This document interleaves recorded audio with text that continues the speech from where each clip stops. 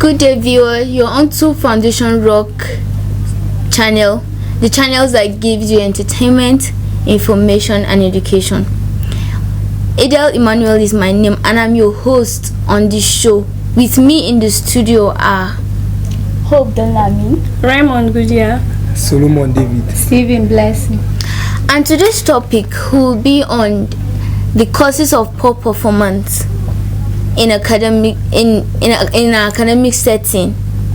So if I may ask, what are the causes of poor academic performance in an environment, in an educational environment? Okay, I think lack of materials really is one of the causes, because I think when the students don't have the adequate materials to use, like the textbooks, it really affects the students. Okay, so you are saying that the student, like the textbook, should be issued to the students freely, or they should buy the books? Yes, I mean the students should always buy the books. They should get their textbooks to help them. Okay. All right, Miss Blessing, can you help us with some of the causes? Okay, we have inadequate study time. Okay. Students will not bend down and study their books. Rather, they will be going up and down the class, making some noise, trying to avoid maybe courses that they don't understand, instead of them to sit and learn. Okay, how about social media causing this, making students fail in school? Yes, I think social media is one of it. Because now most of the students, they are always with their phone, being online, not even going through school stuffs. True. Always online, chatting on WhatsApp, Facebook. That's all they do. Not giving education, not giving school their time. Okay.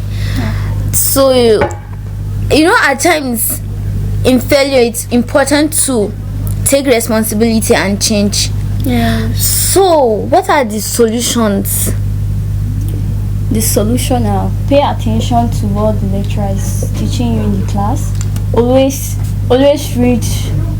read out, always ask questions on what you don't understand, and ask your colleague as well. Okay, so Mr. Solomon. Okay, one of the solution to this problem is financial status. The students need financial assistance from their parents or their guardians, and when the parents are not able to support them financially, they will find it very difficult to cope in their academics. So when the parents support them, you see, it will help in giving them they will learn more faster, and it will. Okay, financial needs in terms of giving them money to get learning materials for education, right? Yeah, the parents are supposed to give them money for textbooks, notebooks, and some study materials. Okay, and I think also the student needs to be very sensitive and should always pay attention in class. They need to always learn how to take notes, because now I think students don't take notes in the class, and taking notes really help in reversing many things. Yeah. Okay. So they don't take notes in class, and that's really bad. It really affects the students. And I also think they should avoid chatting in the class while lectures is going. Very, very true. And students should also take responsibilities too. Instead of allowing their parents' money to be wasted, they should make use of it wisely. Yes. And you see, the government should support the less privileged. Yeah, very true on that one. Because there are some of the students that maybe their parents are not having money. You see, when the government open an opportunity for The less privileged. yeah, for the less privileged, giving them assistance, The material. Okay. such as giving them materials. You can see in some schools they do give them books, free books, uniforms and some other things, so that helps the less privileged. And I think the government should try and help sponsor some students, Yeah, because the rate of which some students are on the streets, like some children are on the streets, like it's alarming. You see them in the morning when their mates are in school, like they will be there hawking, Yes. selling things, running errands, like doing all these things. The Igbo people call it boy Yes. for their masters. It's kind of alarming. It makes and that's the thing that increase rates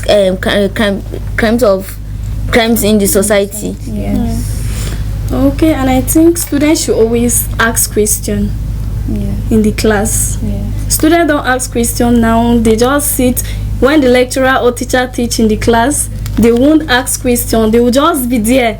So they will just sit down when any question, they'll be Yes, like no question, and No question, and when they do it's- understand it. yes, when it's exams time, they will now be like, the teacher did not teach us, teachers- or we cannot remember, or the teacher is wicked by twisting the question for. Education is hard for us. And that's very bad. All the time. Some of them they will be saying the teacher is wicked. Yes. And students should also read ahead of the class. Yeah. That's why lecturers or teachers do give timetable. They And course give of their study too. course outline. So students should try and always read ahead of the class, so that when the lecturer comes in, at least you'll have an idea of what he's saying or what he's teaching. That will really help. Yes. Okay. So, what's your take on these forthcoming examinations? My take on this first coming examination is students should read hard, should follow up with the lectures, timetable, go through their notes. I think that's what I have for now. And I still insist, students should go through their jotting. So, Yes, go through Yes. your jotting. That will really help. And always sit with your mates, interact, and it will help. okay, so we are running out of time. And what are your last words for students planning for examinations? Solomon? Students should be able to have time for their books, and when a student reads his book and doesn't understand, he should be able to meet maybe a lecturer or his friend that is very good in that course, so that he can put him through before the examination. You see, that can help him remember the things when he comes to exams. Alright, it's nice chatting with you guys. It was lovely to hear the solutions to causes of poor academic performance. Alright, viewers, we will see you next time. Same station, stay tuned. I still remain your host, Emmanuel Idel, Group 1. Goodbye.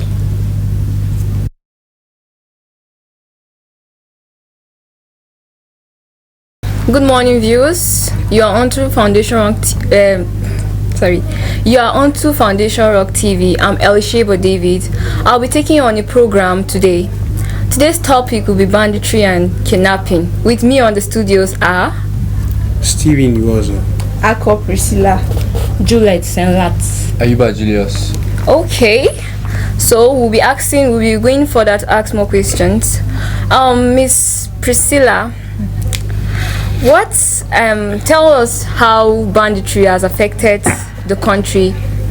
Okay, banditry and kidnapping has affected the country by causing destruction of lives and properties, displacement of people from communities, and growing number of widows, making upcoming children orphans. Okay, wow, that's actually a very, very bad thing. And how about kidnapping? Do you think kidnapping is actually good for the country's well-being? In terms of kidnapping, destruction of lives and properties, you notice that those involved in such acts can go at any level to get what they want by destroying things that belongs to people or killing innocent souls. Okay, well, that's good. So the next question will go to Mrs. Juliet. What can you say concerning banditry in Nigeria? Well, banditry and kidnapping are one of the things affecting Nigeria badly. It is an embarrassment that needs joint or united efforts by everyone in the country, not only the government. And again, it makes citizens in the country stay indoor most at times, making citizens not to have freedom of movement in their own country because of the situation of the country. Okay, so the next question will go to Mr. Julius Ayuba. Tell us, what are the government doing in handling this situation about kidnapping and banditry? I think it will be government. It will only be intervention of God for this issue, because in this country kidnapping is one of the most major crime in Nigeria right now.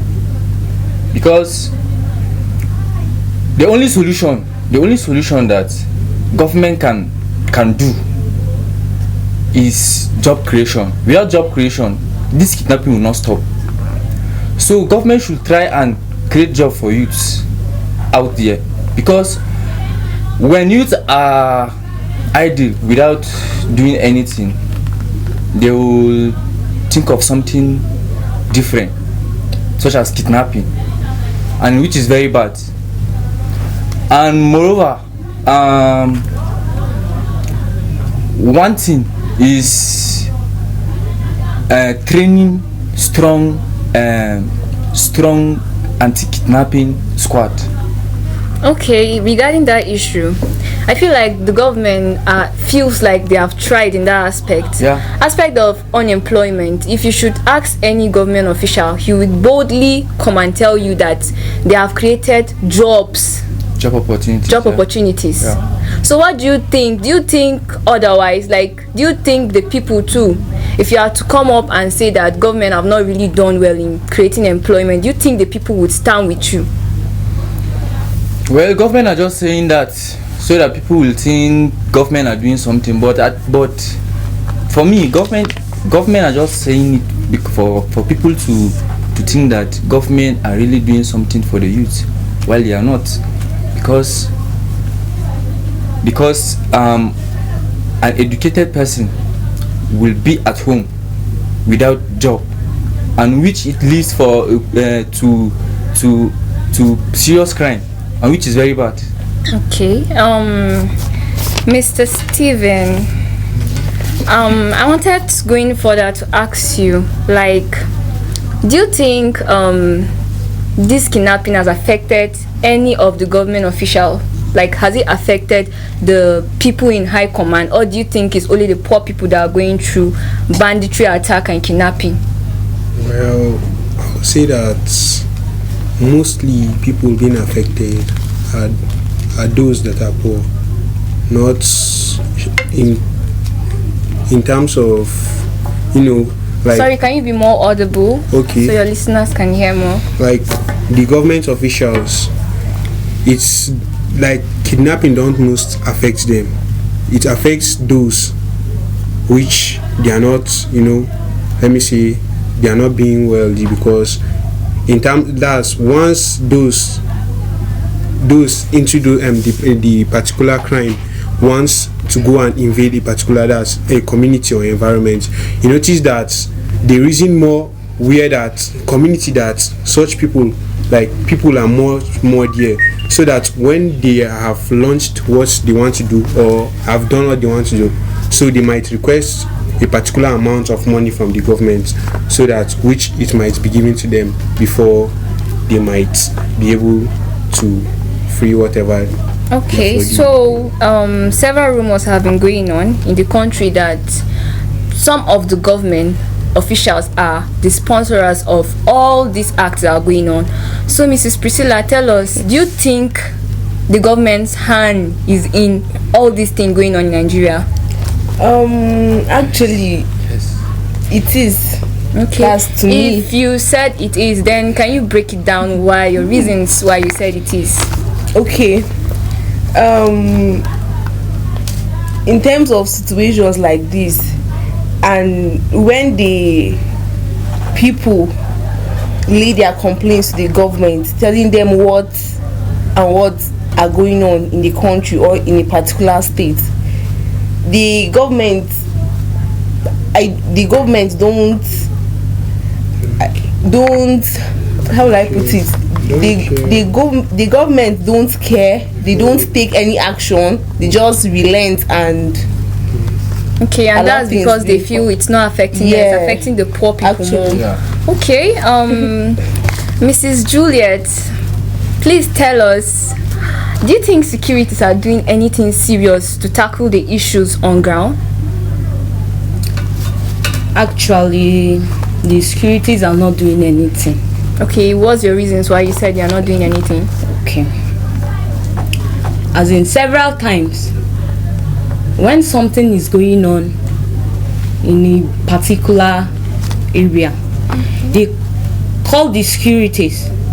The securities will not come on time, and when they come, when crisis is going on in the area, they contact the security. Then the people causing the issue, they will call the securities and tell them not to go on time. Let them allow the bandit to finish what they have started before the security will come. Okay. Yes. Thank you so much for all the contributions here. I would ask further, before we have limited time against us, I'll ask one more question to Mr. Stephen. Mr. Stephen, what do you think the government can do to tackle the issues on ground presently? Well, in terms of that, not only governments will be able to tackle such issue, like other communities like Kings. Okay, sorry for cutting you short. Okay. Thank you so much for having you guys here on the program, Banditry and Kidnapping. We are happy that we got a lot of replies from every single person with your contributions. I'm glad to have you on the TV studio with me. So we'll be rounding up the program for today. I am your host, Elisha David. Thank you.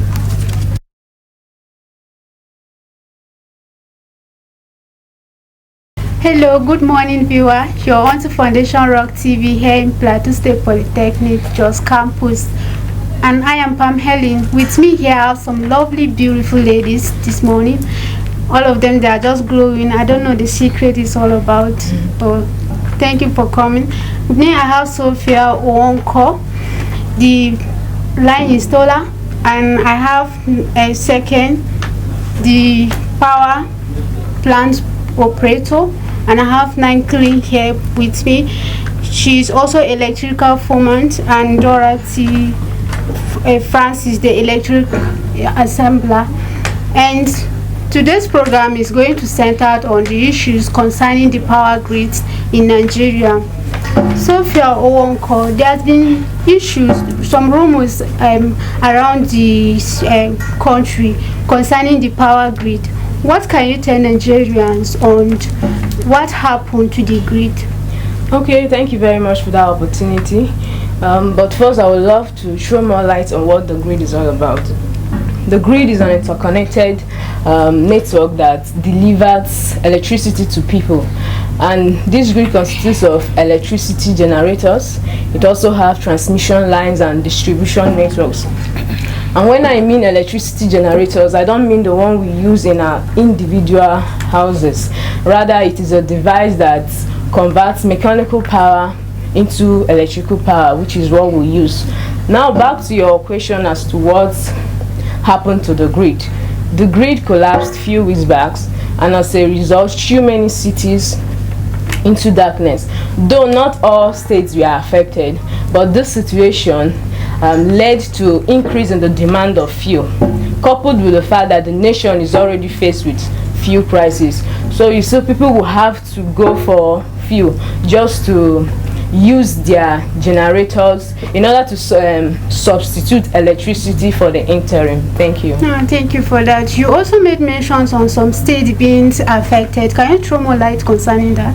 Okay, states like Lagos, Enugu, Imo, Abia, and Ebonyi states were affected by the power grid collapse. Okay, thank you so much, Ms. Sophia. And Ms. Second, about these issues of grids, we know that it's not only in Nigeria. I mean, it's not only once that these issues about grid being collapsed in Nigeria. In between 2010 to 2019, there had been collapse of power grids, about 216. What can you say? What do you think are the causes of this grid being collapsed? Okay, thank you, Ms. Helen, for that wonderful question. Well, the cause of the power grid in the country is as a result of some vandals who are responsible for the disruption of transmission towers between Akwa Ibom State and Cross River State. That development alone got to the issue of the collapse of the power grid in the country within 3 to 4 hours recently. And also, bad maintenance is also one of the causes that makes the power grid collapse. Oh, okay, thank you so much for that. And back to Ms. Nanklin. Ms. Dorothy. There are some Nigerians who rely on this power supply for them to go on their businesses. What do you think are the effects on that, Nigerians who always rely on this power supply? Okay, thank you for that question. And as we all know, power supply is very, very important in every society. And in every society we have business people, like we have the barbers, we have the hairdressers, the welders, and other businesses that need light. So all these business people need light to be able to carry out their business activities. And without this light, it's very difficult for them to carry out the business activities. And we also have the communities, like the street light that we have. You know, this light gives our communities protection. Like we have the street lights, and street light that gives street light at night.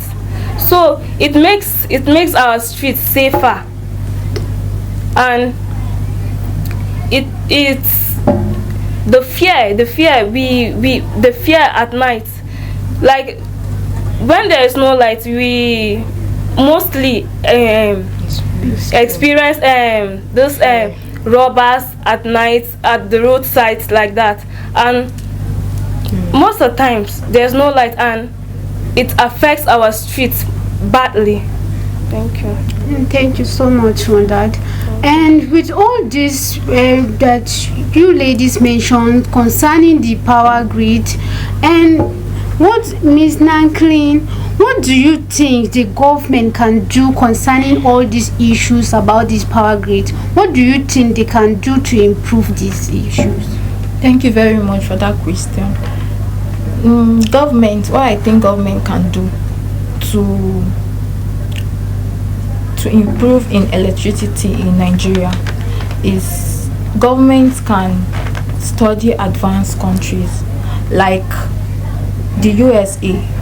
They have 24 hours light there, but here in Nigeria we hardly get 12 hours light. So I think governments can work in line with them so that they can fix the problem of electricity in Nigeria. Thank you. Thank you so much, Miss Nanklin. And back to Miss Sophia. When you mentioned about this state being affected on this power grid, do they have any hope on the government or the restoration of this? They can work on this power being collapsed on those states. Actually, there is hope for them.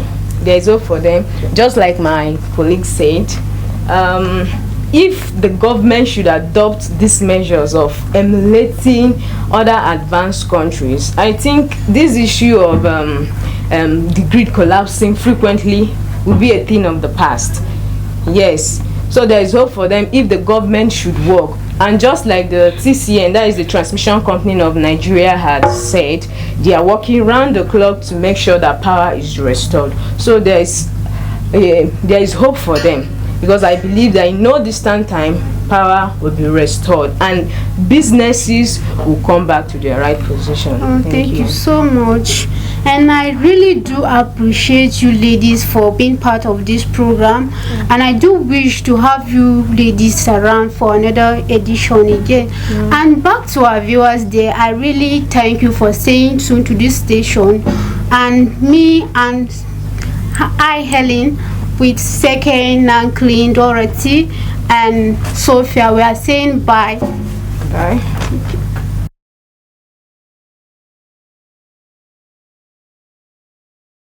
Good morning, viewer. You're on to Rock TV Plateau Jos Campus. We have a very important issue that we are going to discuss. But before then, in the studio, I have Anastasia Dashe, Joy Godfrey, Panchavin, and Anita Buna. Good morning, all my guests. Welcome to the program. Good morning. This morning, we are going to be looking at the high price in commodity.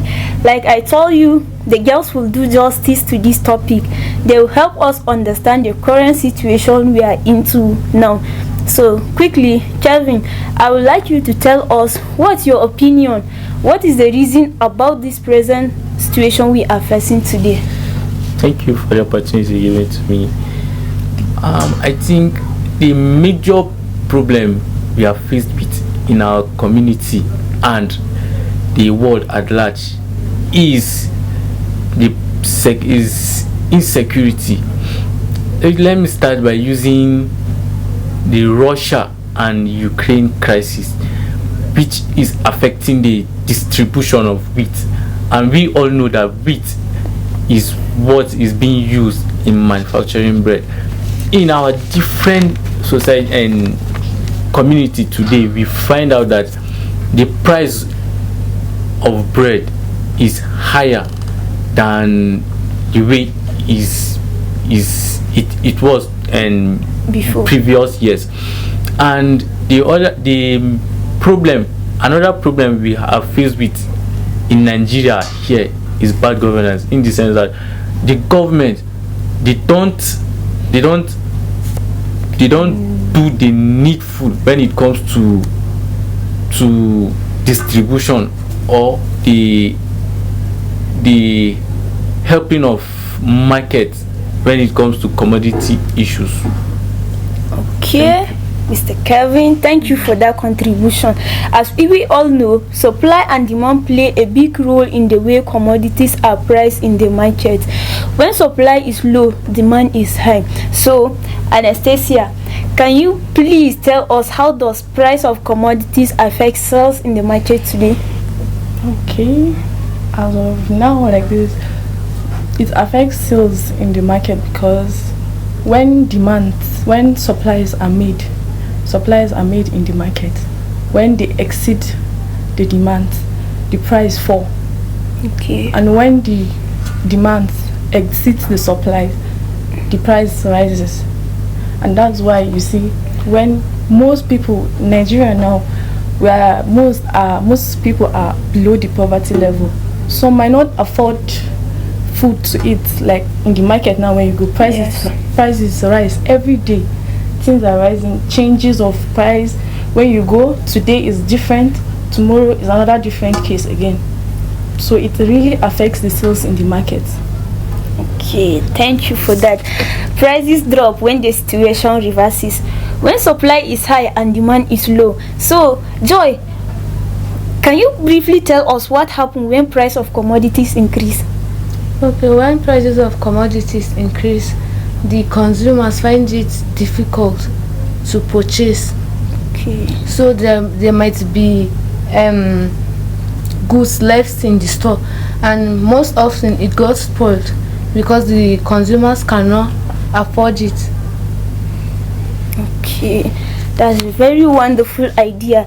Supply and demand play a big role in the way commodities are priced in the market.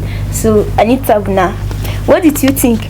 Oh, based on your own understanding, why are the price of commodities high? Okay, thank you very much for that question. To my own understanding, I think is the demand and the supply, and also the market information, also transport market information, and then seasonality, the season, and also storage, the way people store, and the time they store and the time they sell out in the market. So I think that should be the reasons. Okay, thank you very much. Okay, what is the cause of high price commodity?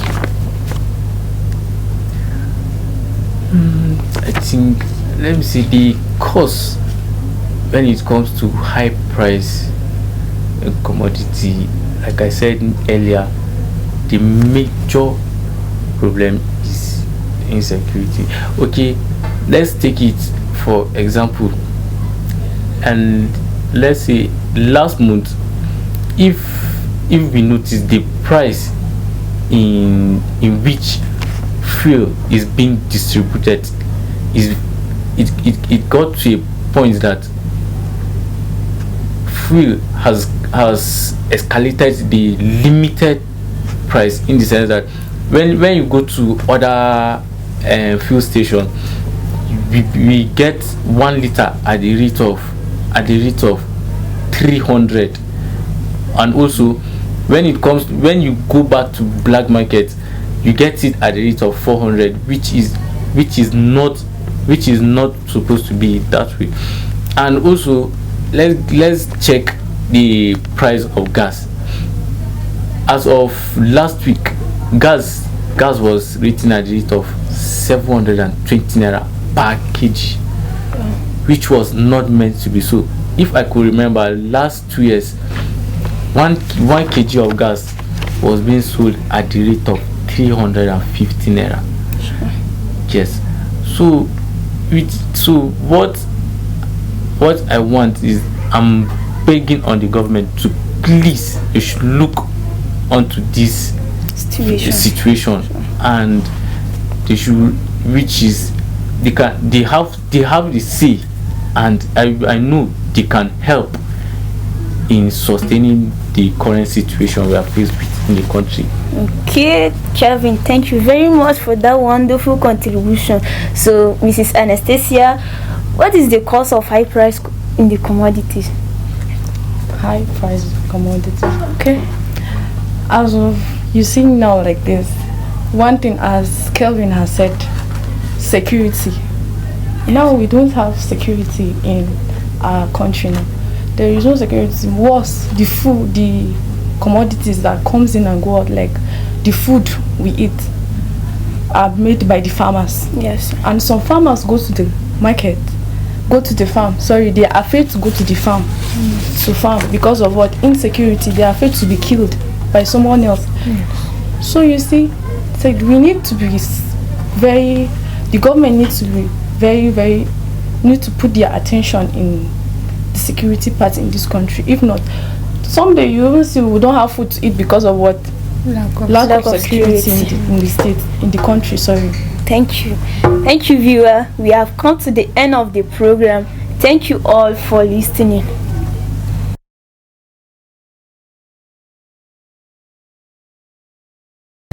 Good morning, viewer. You're watching Foundation Rock TV. My name is Isha Francis, and I'm here with my beautiful, wonderful guest here. We have Hafsat Isaac Abdullah, the CEO of Hafsat Fashion Bags and More. And Yusuf Bilkisu Baraya, CEO at Baraya's Beauty Lodge. Thomas Spirit Modadam, CEO Fashion Designer. Abigail Joshua Gom, CEO Fashion Designer also. Thank you for having you here. And today we are going to discuss the issue of kidnapping and banditry in Nigeria.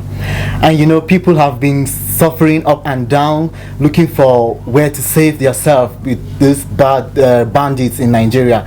So today I have my wonderful guests here.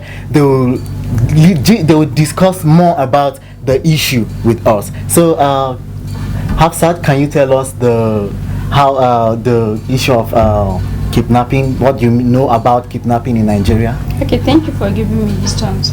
You know, kidnapping and banditry is one of the major problems with the citizens of Nigeria face, because it serves as the means of collecting money for ransom from any of the relatives being kidnapped. Okay. Like on the first day of January in the year 2020, over 937 people were kidnapped in Kaduna alone.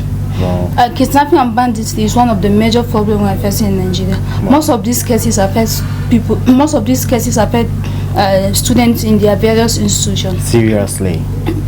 Various institutions, and also contribute a lot to damage the calendar of our schools.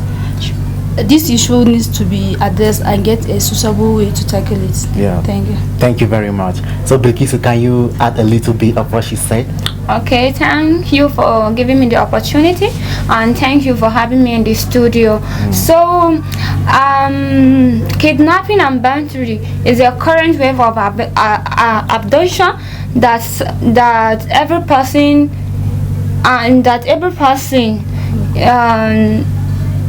person is complaining about it, and this has affected, like as she said, it has affected our calendar in various institutions, and this issue needs to be addressed by the government by providing some important and vital security agencies, and even us, the people in the community, we need to know of who are we related to, and who are those that we are communicating, and what will you communicate with person, because it can cause harm to you too. You don't know who is who in this life. So my advice is for all the students and the people in the country to be well addressed about kidnapping and banditry in Nigeria. Thank you. Thank you so much, Bilkisu. And we have our other guest beside me here, who can she will tell us how to tackle the issue of kidnapping and banditry. Well, some of the causes we find students finding through terrorism, lack of joblessness, capital punishment by the government. If at all the government can intervene in insecurity, at least it will help us. And quick money, you see someone making quick money, just want to make that money, you see him putting himself into a dangerous act. But me, I didn't see that like kidnapping as an option for someone to survive. There are so many ways you can survive. You can sell pure water, hug, learn a trade, at least it will help you. But you see some youths jumping into a devilish act, which is not good. So at least that are some of the causes that makes youth to endanger themselves in kidnapping. Okay, so the lady beside me, how can we tackle this issue? Okay. Yes. Thank you very much for that. How we can tackle this issue of kidnapping and banditry in Nigeria? I agree with what Captain Sadiq said, Garbage said, Okay. he said something. He said Nigerian government are not spending enough when it comes to security. Okay. You understand? And which is true, I agree with him on that. And I think how we can tackle this issue, government needs to provide more security, so also more equipment and more training. With that, at least we can tackle issue of kidnapping and banditry. Yeah. Because I can't be a security today as a policeman. I'm just having a pistol, and a kidnapper is having a AK-47, which I can't defend myself. Talking of defending a citizen. Yeah. You understand? Yeah, right. So government need to need to look on that. Yeah. Need to do something. We need more equipment, more training, and more security. Yeah. And we also citizens, we need to secure ourselves. We need to be security conscious. Yeah. You understand? We need to come together with security, contribute on any other thing that concerns security. Definitely. And with that, I think we can tackle on issue of security in our country. Definitely. Yeah. Can you add a little bit on the issue? Yes, as you have just said, it's true. The government have to provide something well-equipped material that will be taking the handle the issue of kidnapping in our country. As she has just finished saying, kidnapping members, you see them with AK-47, and the security members they just have only pistol. How do you think they will handle those people? It's not possible. Yes, it's not possible. That's okay. Yeah. Thank you very much for your performance. It's so wow. So thank you so much. So can you add more So from what my sister just said, what leads to this kidnapping and banditry is lack of job opportunities and what so on. But to me, lack of job or poverty cannot make a person to be kidnapping and engaging and also any types of crime. So but my advice, I want to add more advice to us the youth. Let's hustle and help ourselves, because we can use that will give us there is various means that you can engage yourself, like even selling the pure water as she said and was so on, so that you can help yourself and your future. Yeah, that's what I can say. Yeah. So we have come to the end of this wonderful program. Thank you, viewer. I still remain the favorite Isha Francis. We will really appreciate you. Thank you. You're welcome. You're welcome. Thank you. Thank you. Thank you.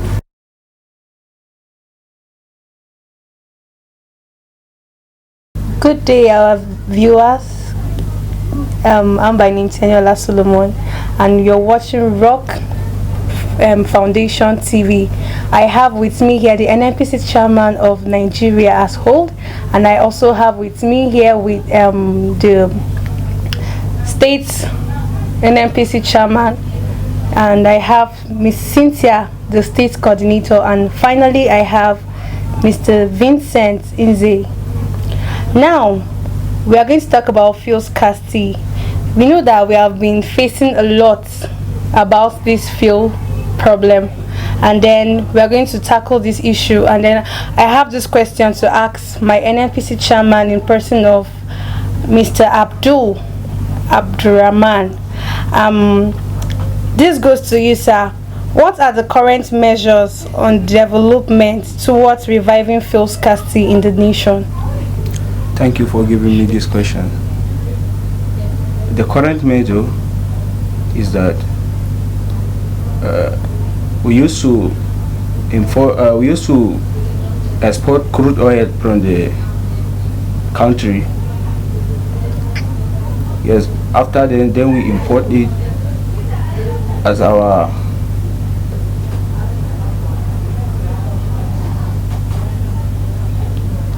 Okay, thank you very much, sir, for that contribution.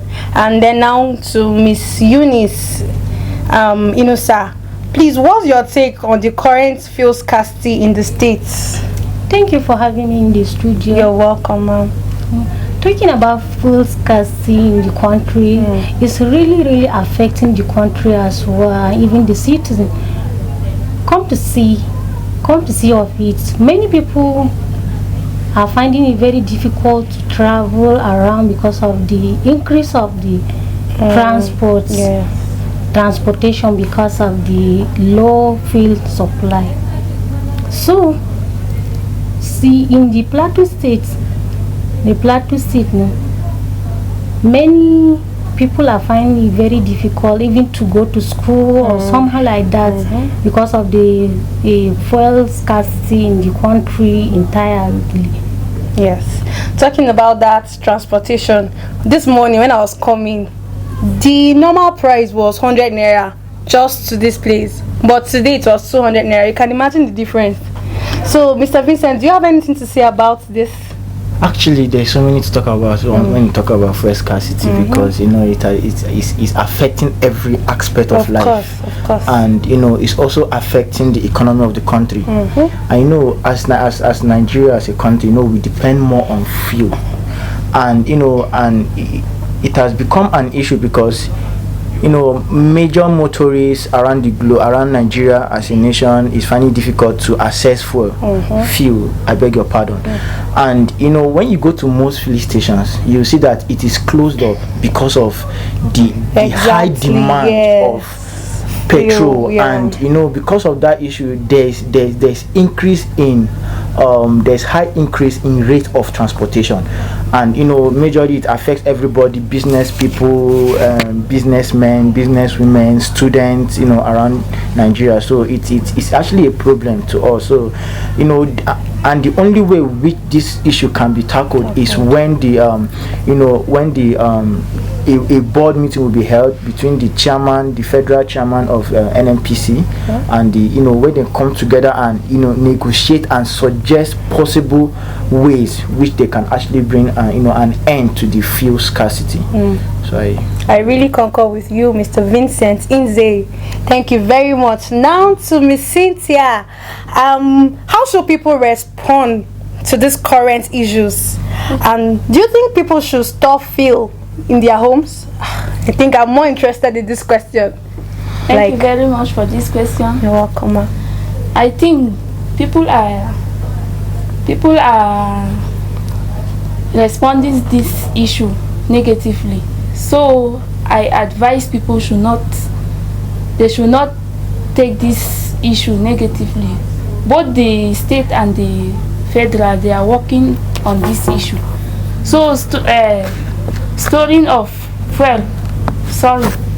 fuel in your home is very bad because it can cause damages. Yes. Exactly.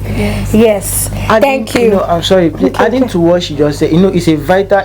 This is a vital. Vital information that the public should be aware of. Of course. Because major people now will be like, okay, since there's fuel scarcity in the country, let's go and get more petrol and store in our house, and which is very dangerous because when there's heat or the temperature is high, there's every probability and propensity that it can sugar flame sugar flame like that, like trigger and fire.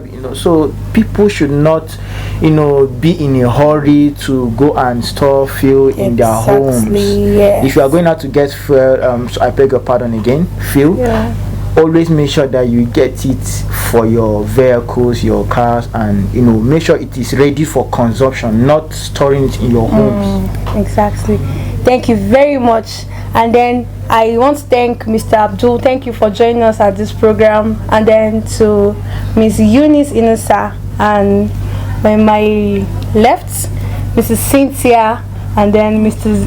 Vincent. Thank you very much for having me. Thank you very much for joining us. And then to our viewer, thank you for having us. You can stay tuned next week by this time on Rock Foundation TV.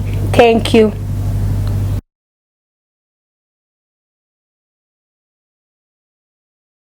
Good day, viewer. My name is Iku Faith. You're welcome to Foundation Rock FM Plateau State Polytechnic Jos, a station that nurtures young talent. Today we'll be discussing on the topic indecent dressing, and here with me are my guests. I'm Kachulu Emmanuel. Dambana Mildred Ayuba.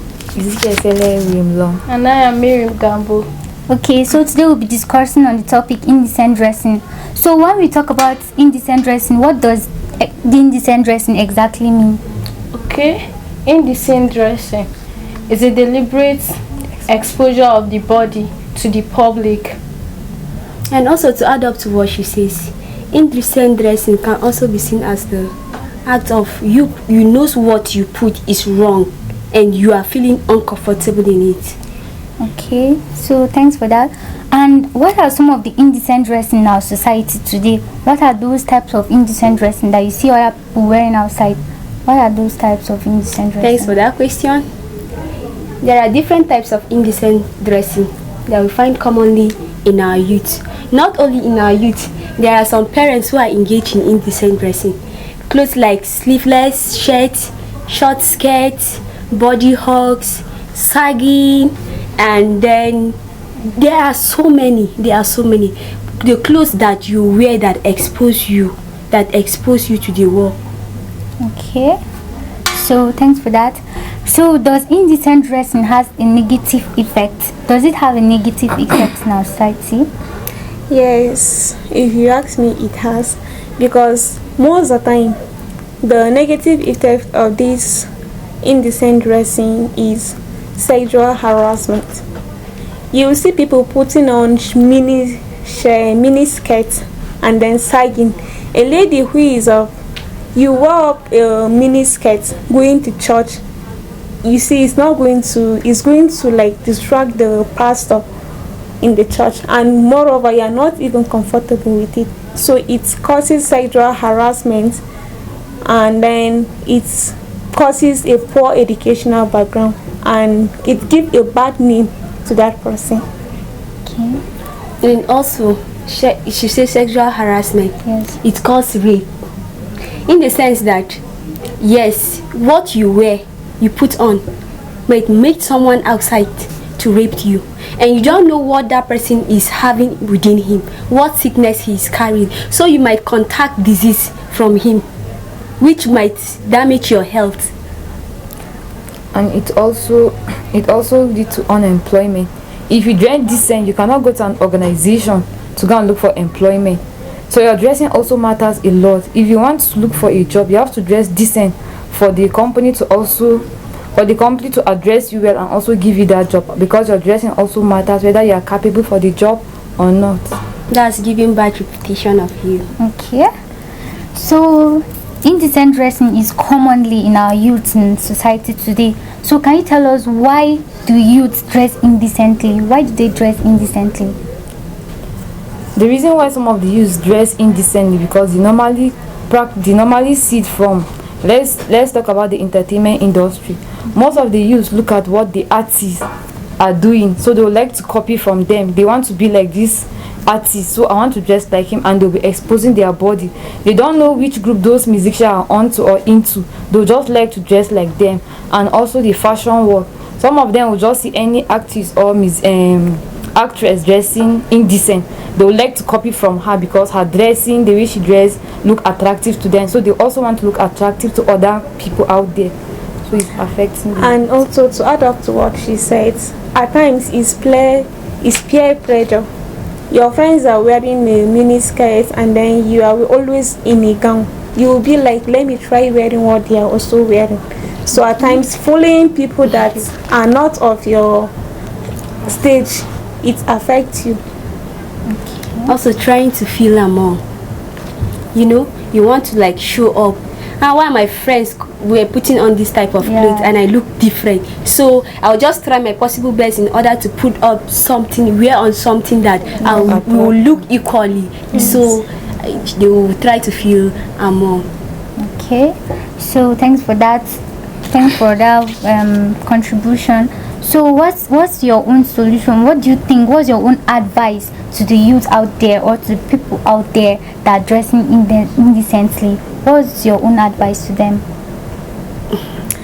Meanwhile, now presently, my advice to the young people out there who are still coming up is they should not try to compare their lives with others, because we are all coming out from a different background. Okay. So now when you try to meet up, associate yourself with individuals or friends, group of people, you should try to know yourself first.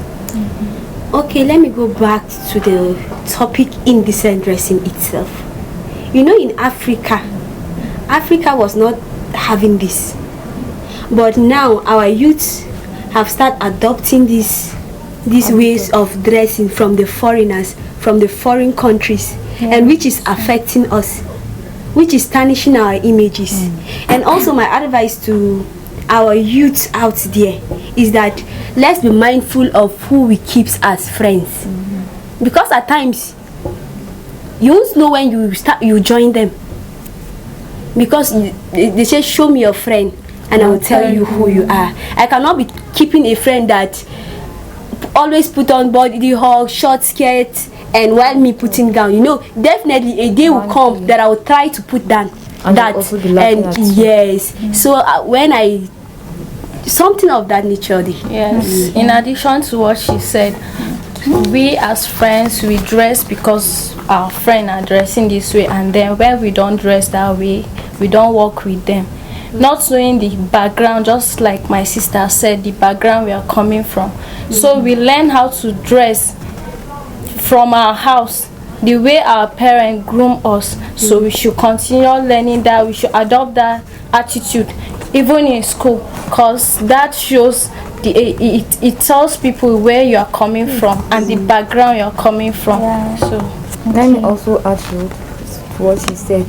This advice I have for the youth is that youth should stop exposing their body to people, because the more you expose your body to people, the more you people disrespect you. You will not get that respect you deserve. And the way other people looking at you, some people will be dragging their children's ear. I don't want to ever see with this girl, because you should not influence her child with such kind of dressing. So we should always dress decent so that people also see us with respect and also respect. There are some ways we do put on, like I'm not a harlot, but what I put on, it's showing people, it's telling people that this is a harlot. So it has defined me. Your dress will define you. So to those out there, they should be mindful of what they put on. Just as the saying says, there's a saying that says, the way you dress, that is how people will address you. So let's be mindful of the way we dress. Okay. So what's the solution? What do you think is the preventive measures that we need to take? There are plenty of them. Let me just go straight directly to our parents. Yes, let me go directly to our parents.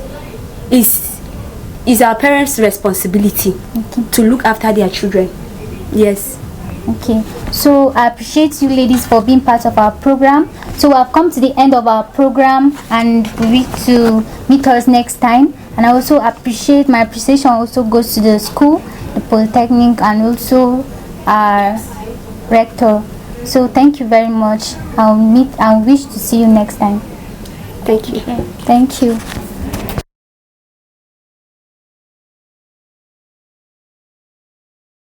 Good day, viewers. You are onto Foundation Rock TV, and I am by name Bishop Emana Joy.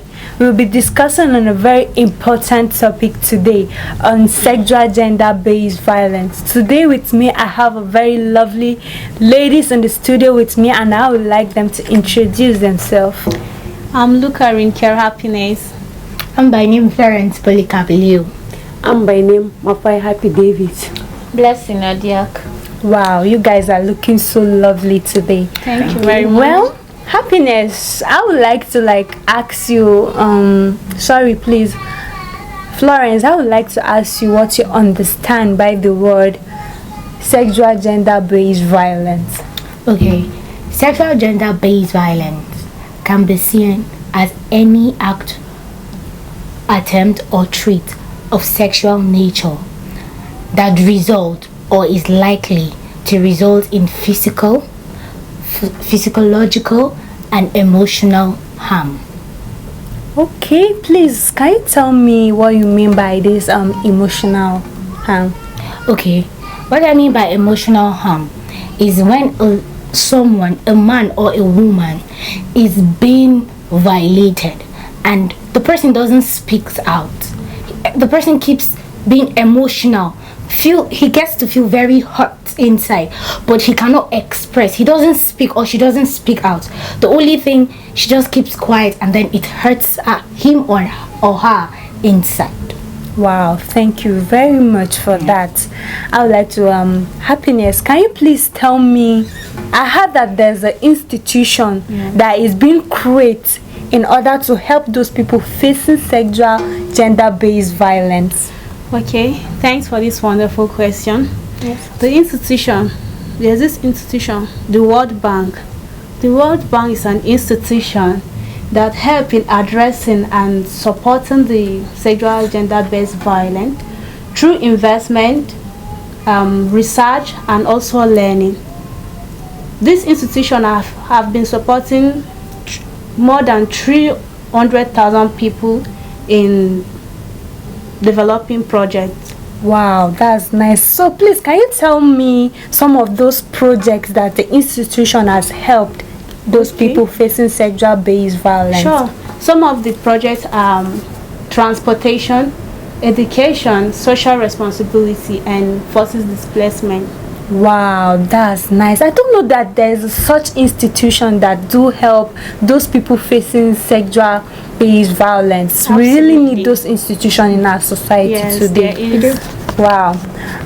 Back to Happy, I would like to ask you, what do you think it can be done to erase or stop this problem we are facing in our society today? Okay.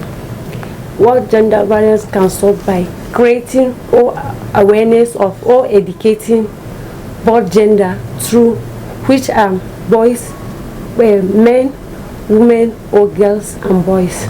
Wow, that's nice to hear, and that's true. We really need to create awareness in our society today. One of those things is by educating most of us, because I have a particular friend who is going through something like this, and she feels like she's going through something like this in her relationship. So she just feels like she can't tell anybody because she's entitled to the man. He used to pay her bills, buy lots of things for her. No, please, that's why we have all these counselors. Yes. We have all these preachers. You get to speak out. Yes, so that you have someone to talk to when you have problems. Please, I urge us all to talk to someone when we are facing problem like this. We should speak out. Yeah. And I would like to go to Miss Blessing. Can you please give us some few advice on those people who are going through this sexual-based violence? Okay, thank you. My advice to this violence is each gender should be self-disciplined, not to be indulged in such acts. Speak out if approached by such violent acts immediately, and we should be careful and observant of when, where, and who we go out to meet or to visit. And each victim should not be stigmatized or looked down on, because they need a careful treatment. Yeah, and that's true. Let me go to some cases of men when by the women are violating the men. You see, most men don't like to speak out because they feel like people will say they are the men. So why are they talking about all those kind of things? Please, I would like to advise the men, boys, we should speak out. If things are being done like that, if you are not being able to speak out and tell someone who is higher than you, someone who could give you advice, if you cannot speak out, I don't think you'll be mentally disrupted, emotionally down. Yeah, that's true. So you need to talk to someone. And this gender-based violence is a global pandemic that affects both parties. When I say both parties, absolutely, both the male, female, the rest of them. And also, over 70% of women are sexually harassed. So please, I urge us to like speak out, come out. We should not be scared because we are one of the victims, so we now feel like, no, I don't want to tell anybody this person will like abuse me, or this person will say that Kai, I'm not okay. But no, please, I urge us all to like speak up, try and talk to someone. Well, actually we have come to the end of our discussion today, and we hope to bring you more guys issues concerning our society today. And my advice to all my female genders, both female and male genders that are outside there facing this problem in the society today, my advice is to them is to like meet someone, talk to someone, open up, tell your problems, because things like this, that's why, like my fellow colleague have said here, there is a particular institution that help those people facing those problems.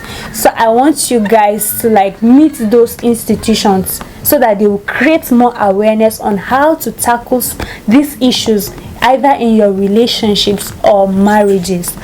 Well, we have come to the end of the discussion. We are still on Rock Foundation TV. I am still your favorite host today, Dishopemana Joy. Like my mentor who said, love life, live life, and love will love you more. Thank you.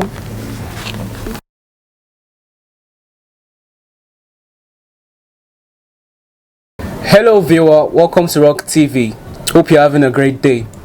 My name is Joshua Fudal. Today we are going to be discussing about ASU strike in Nigeria. And here in the studio I have my wonderful and beautiful guests with me who are going to be discussing more and highlight more on this ASU strike in Nigeria. You are very welcome. You are highly welcome, everyone. Thank you. So please, can you introduce yourself to our viewer? Okay, I'm Comfort Enoch. I'm Rachel Monday. I'm Dama Gladys. And Purity was late. Thank you very much to be present in this wonderful time. So I would like to ask some few questions to shed more light on this topic. Miss Comfort, what is the cause of strike by the Academic Staff Union of Nigeria, of the University of Nigeria? All right, thank you very much. I think one of the problem is lack of payment and lack of agreement between the government and the staff union of the university. So lack of payment is what is causing this ongoing strike. Okay, so lack of payment and lack of understanding, that is what is causing this ongoing strike. So the government should know what to do to prevent all those. So the second question to Miss Gladys. How is the decision affecting the life of students in the process of the ongoing strike? Okay, thank you for this opportunity given to me. It's affecting a lot of students because a program that they are supposed to have for 4 years, is affecting them that they do that program up to 7 to 8 years or more. That's the reason it's affecting a lot of students, and also it's affecting them because a lot of students, they need to pay house rent all over because they say the section is up, so they have to come back and still pay another money again for the section to continue. Okay, so in the process of 4 years we are getting 6 years to graduate. That is so unfortunate. So the government should check that and help to reconcile everything. So the third question to Mrs. Rachel. Do you think the government are protective and responsible to its citizens?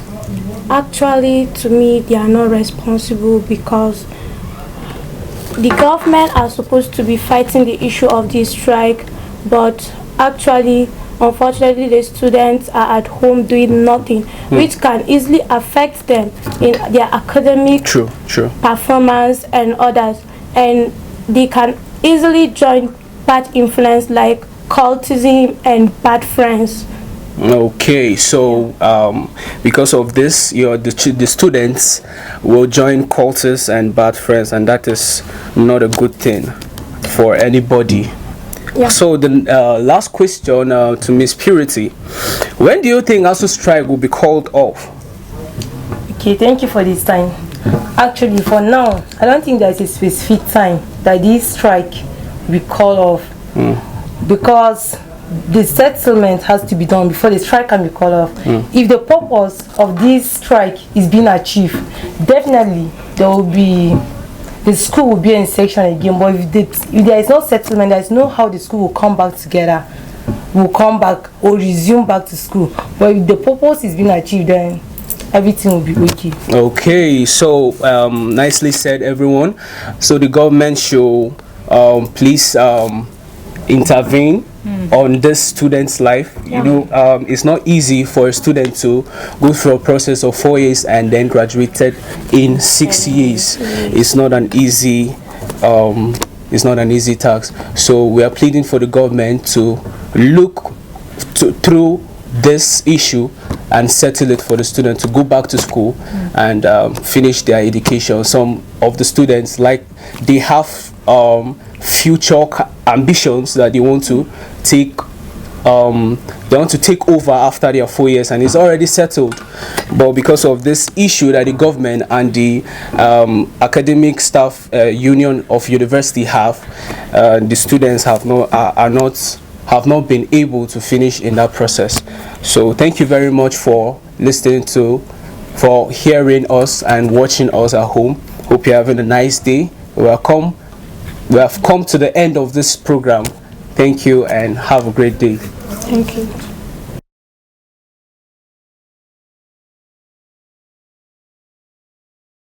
Hello viewer, you are watching Foundation Rock TV 98.9. I am your favorite presenter, Dajuan Evangeline Benson. Here with me, we are going to be discussing child trafficking, and here with me are my beautiful guests in the studio. And before we continue, I would like them to introduce themselves before we continue. You're all welcome, ma. Ma, please, can you tell us your name? Oh, I'm Tile Dofan Joy. Shoaib Rafiat Yawale. Amina Ali Abubakar. I'm Jemima Anthony. You're all welcome. Ma, Mrs. Joy Dofan, can you please tell us what you understand by child trafficking? Okay. Child trafficking is when children are being recruited and moved to be exploited, forced to sew or work.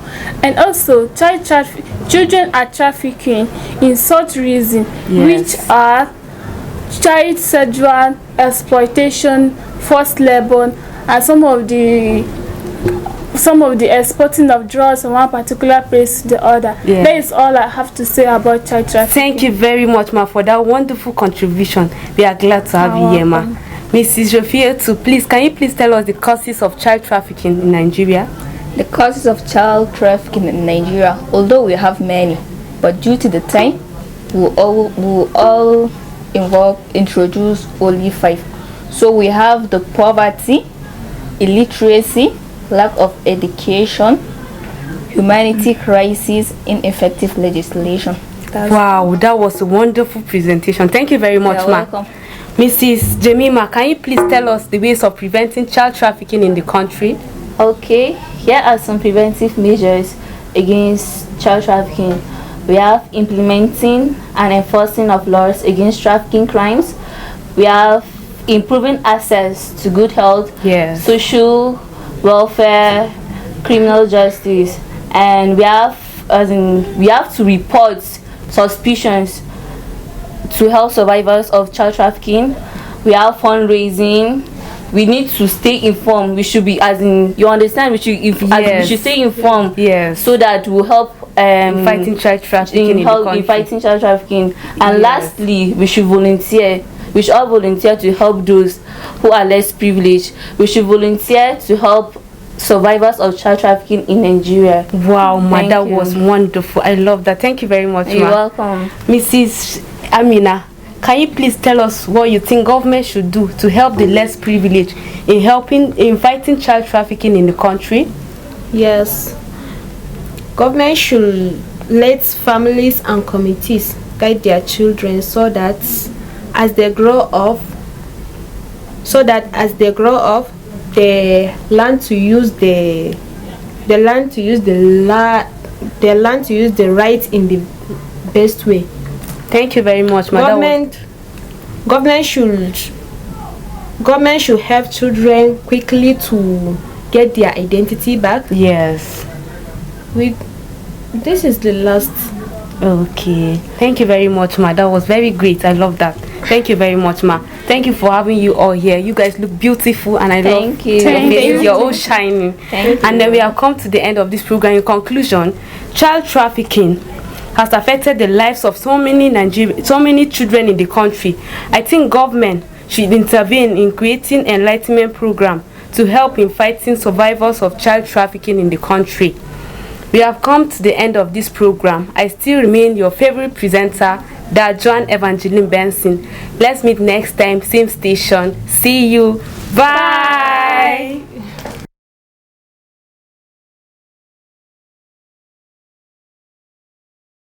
Welcome to Foundation Rock TV.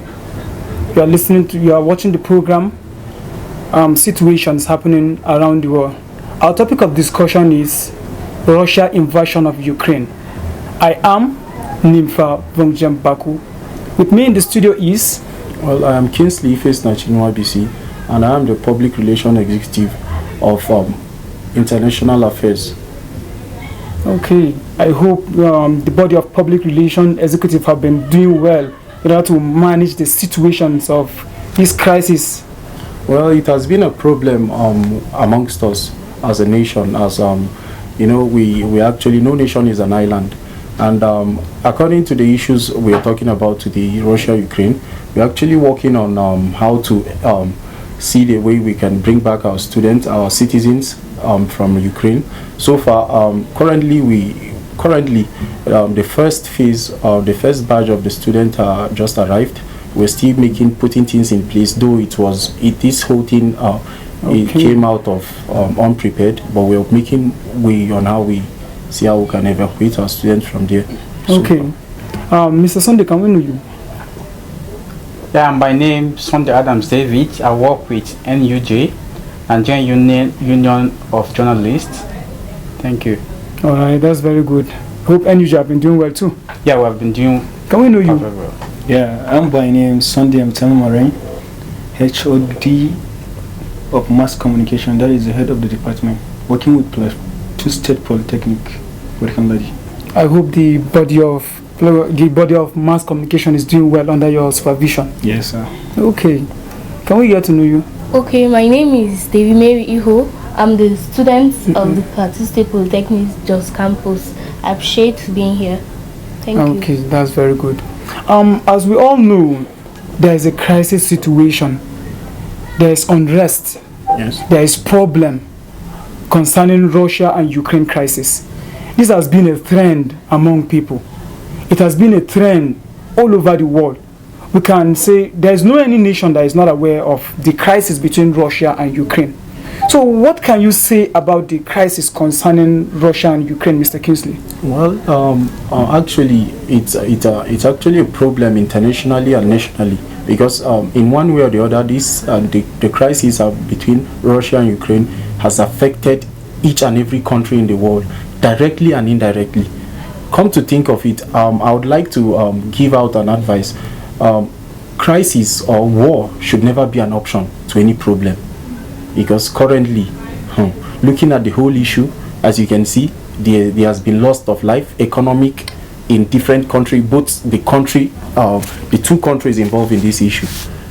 Looking carefully at this issue now, you would observe or notice that all over, media stations, media houses, both print, electronic, all they are centered at on this news.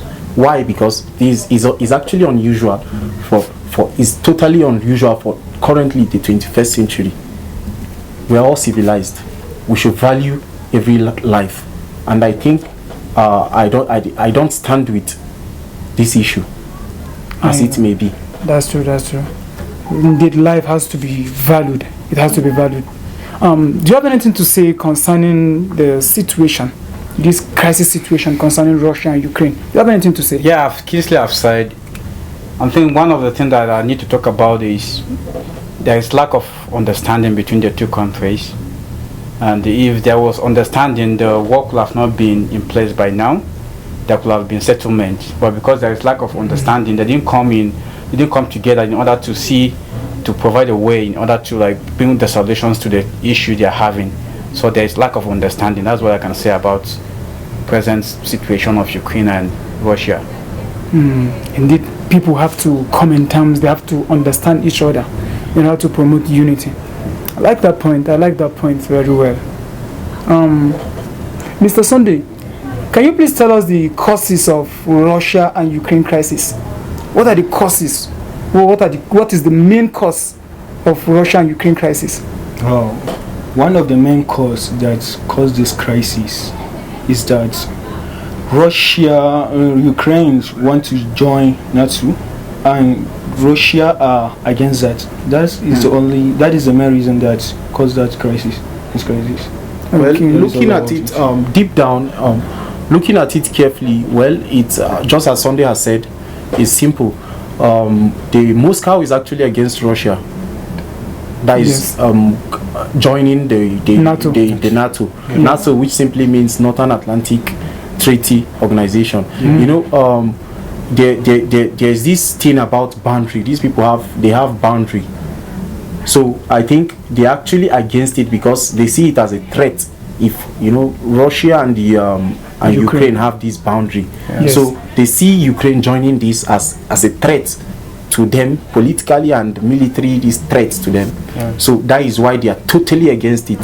Wow! So they are seeing it as a threat. Yes, but to me, deep down, looking at this issue, if you think about it, the issue of if someone should ask you why are you fighting and you say I don't want this one to do this, it's not an excuse for you to take a life. You understand? We have to value life. This is it.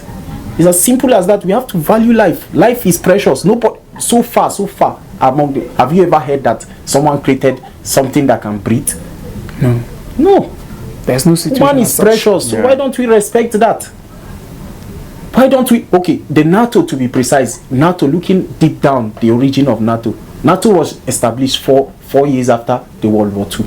The sole purpose of this was to cope anything, invasion, war. You understand? Yes. So NATO is working to stand against war. So why don't? To me, I would even say, why not the whole nation just engage, join the NATO? So we know that yes, the country will have no. On a more serious, do you think if the whole world joined NATO, it would be a better solution in order to curtail this crisis situation around the world? It sounds funny, but really looking deep down at it, when the whole world join, you know, NATO have a policy. They create room for understanding amongst themselves. Yes. You understand? This is it. I don't think there will be anything like invasion war, because the sole purpose of it was to help during time of war and so on. So Karl Marx theory here is not okay. No, the theory of Karl Marx, societal development, I think no, it doesn't stand. That is okay. What can you say about NATO?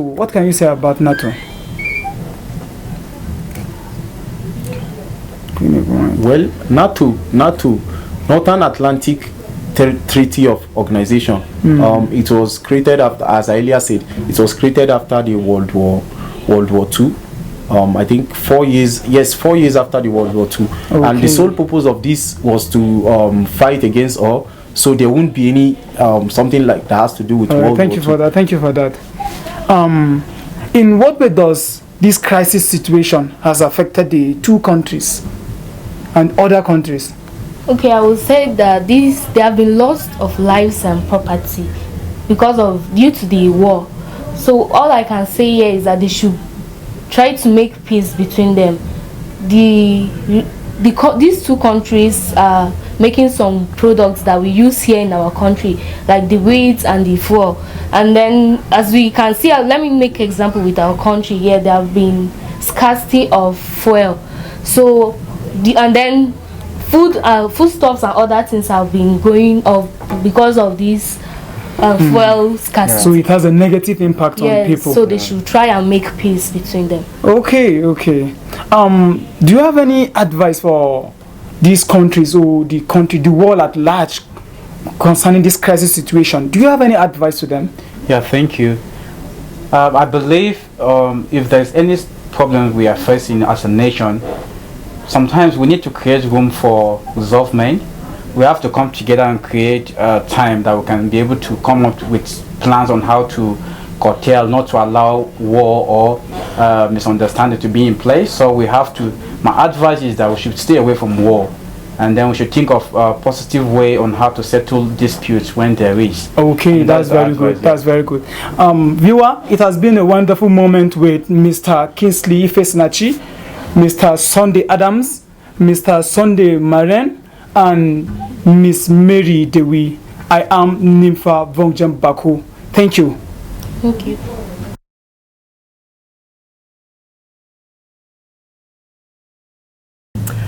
Hello viewers, you're on to Foundation Rock TV here in Plateau State Polytechnic Just Campus.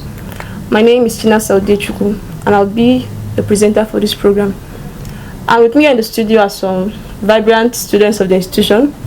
On my right I have Mr. Celestine Caleb. And next to him is Mrs. Ene Onoja. She's a student and she's equally a mother. And then my left is Miss Joy Adamu. And next to her also is Miss Janet Onoja. So you're welcome to the program. Thank you. Thank you. All right. So today on the program, we'll be looking at the effects or the impacts of COVID-19 on us as individuals and on our society at large. All right. Let me start with you, Mr. Caleb. All right. All right. Can you please tell us something brief on COVID-19? Yeah. Just a profile. Thank you so much for that question. Okay. COVID-19 is a respiratory virus that broke out in the ending 2019. Yeah. And on the 30th of January 2020, it was declared a public issue health of international concern. It was also declared a pandemic on the 11th of March, the same 2020, by the World Health Organization. Yeah. Evidence indicate that the coronavirus it spread through persons to persons by small droplets of your cough, your sneeze. Yeah. So if somebody who has the virus is close to you and he coughs or he sneezes and you inhale that droplet of cough that come out from his sneeze, you get infected by the virus too. Yeah. And can you believe that the death toll of COVID-19 as of today, 12 April, right? Yes. Yeah, it's said to be 6,204,644 people dead of this virus. So you see, it's a very serious issue of concern because it has taken the life of so many people. Yeah, and in Nigeria, they say that the COVID-19 has killed more than 3,000 people. So yeah, so people are dead. All right. So it's a serious issue of concern. Thank you. Okay, thank you very much for that. Yeah. So I heard you say that it's a respiratory disease. Could you please enlighten us more what it means to be a respiratory disease? Yeah, thank you so much for that question. You know, when we were in secondary school, they say respiration is the taking in of oxygen and breathing out of carbon dioxide. Yes, carbon dioxide. Yeah, you breathe in, you breathe out. So where you are, the environment you are, if somebody who's close to you cough or sneezes, right, and you inhale, right, you inhale the contaminated air that is within you, and you get contacted with the virus. That's why the World Health Organization or our health practitioners advise people of always wearing their face masks and keeping social distance. Okay. Because see, this is a very good way of protecting yourself from the disease. Always the use of sanitizer, because alcohol kills germs. Okay. Yeah, if you touch the surface that has the virus, somebody who has the virus have touched that surface, you take it to your ear, to your nose, your mouth, you take in your contact. All right. Thank you so much. All right, thank you very much for that. Yeah. And sorry, I'll be asking you another question. All right, thank you. I also heard you say that it was later declared a pandemic. Yeah. So before that declaration, are you telling us that it was not killing people at that time? Yeah, if you remember well too, I said that the World Health Organization declared the virus a public issue of international concern, emergency. Okay. That simply means they were taking note of the disease, because when it first broke out in China, we were only hearing it in the news. Yeah, COVID-19 has contacted certain number of people. Certain number of people are dead. All right. So when it started making wave, it was widely spread, and people were getting the virus on daily basis. Numbers were multiplying. That was why the World Health Organization took a very serious step forward to declare a pandemic. Okay. Yeah, because it was killing people, and it was a very serious issue. All right, thank you very much for that. Thank you too. All right, Miss Ene. So, sorry, Miss Janet. Sorry for that. Yeah. All right, tell us, where were you during that pandemic? Well, I was at home. You were at home? Yeah. What were you doing at home? Of course. I get you fat. All right. Thank you. Yeah, get you fat, Abby. Yeah, no wala. So please tell us, were you so affected by the pandemic? Yes. How did it affect you? Okay, well, I was affected by the COVID-19 pandemic, likewise to other students too. Because then I was offered admission into Plateau Polytechnic newly, and in the process of the registration procedure, the President of Nigeria declared a COVID-19 pandemic lockdown, of which affected me badly, because I'm supposed to graduate since last year, 2021, but because of the lockdown issue, I have to graduate this year, 2022. So that means it was additional 1 year for you? Yes. How was it? How did you feel? I felt very, very bad. Did you cry? Tell us, did you cry? Why was I crying? When everybody will be graduating. Okay. All right, thank you for that. So Miss Ene, yes, I was calling her Ene there. Sorry for that, It's just you, me. All right, tell us, as a mother, as a student, that period, how were you coping? Did it affect you as well? It really affected me. Okay. By then I was not going out to anywhere. What especially my business place. My husband asked me that I should stop going to the business place because of the spread of the COVID-19. And again, secondly is that my children were not going to school then. They were all in the house. We are not going out. So even my husband, they do import for him China goods. They were not importing of goods then. It's only foodstuffs that they do sell by then. So it's only the foodstuffs. I'll go out, I'll try to look for one thing or the other that I will eat.